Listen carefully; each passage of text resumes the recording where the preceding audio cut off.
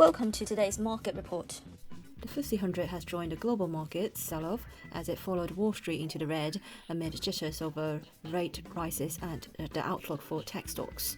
London's leading share index fell by more than 100 points, about 1.5%, while DAX and the CAC 40 were each down by 2%. It comes after days of selling pressure in New York as investors digest the outlook for growth stocks at the start of the year when US interest rates look set for a series of hikes.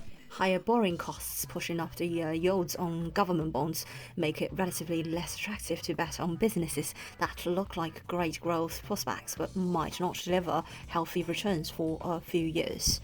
GBPUSD broke out to fresh weekly lows on Friday and has continued to pressure lower as the US trading session has gotten underway, with sterling succumbing to weak data and a risk-off flows that are weighing broadly on risk-sensitive G10 currencies.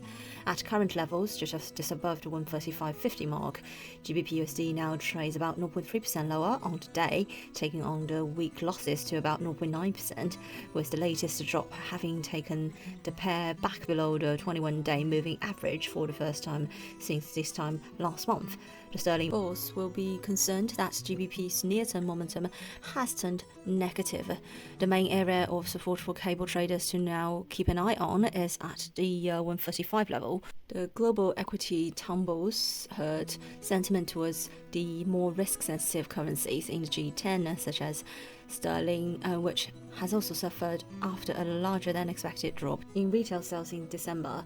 Data released by the UK's ONS on Friday showed that headline retail sales dropped 3.7% month on month, much larger than expectations for the 0.6% month-on-month decline. The retail sales report is unequivocally bad news, and it's reasonably clear that elevated price pressures in the goods sector contributed to the retrenchment in spending. Meanwhile, should next week's Fed meeting match or exceed expectations regarding hawkishness, that could be a recipe for broad US dollar strength. This is today's market news. Thanks for listening. We'll see you next time.